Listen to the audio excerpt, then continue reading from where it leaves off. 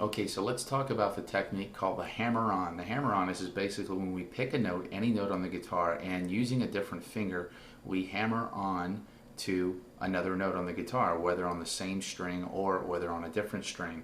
For this example, I'm just going to use string 3, fret 7, okay, this note right here, and what I'm going to do is take my third finger, and in just a moment after I hit the first initial note here, fret 7, string 3, I will use the force of my third finger to slap down or hammer onto, in this example, the 9th fret like this. And what I've done there is instead of actually picking the 9th fret, I've just used the force of my finger to go ahead and slap down, hammer on as we call it, to make that tone, to make that note sound. Watch again here.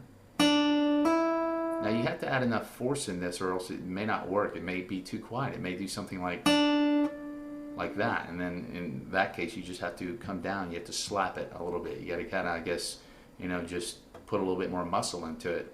Okay, so watch again here. Okay, that's an example of a closed hammer-on. An open hammer-on would be something like if I went back down to, I'll still use string 3 in this example, but I went down and I hit an open string 3, and then maybe I use my second finger to hammer on to fret 2 like this.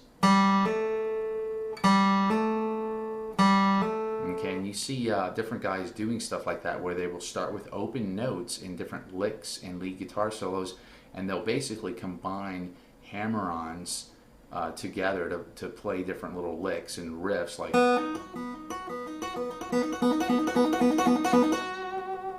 stuff like that. And another cool thing you can practice as well, once you get the hammer-on technique down, you can practice hammering on and then continuing with a vibrato. If you've seen that video yet, basically doing something like this. I hammer on and then vibrato the note I just hammered into. See that there? That's called a hammer-on.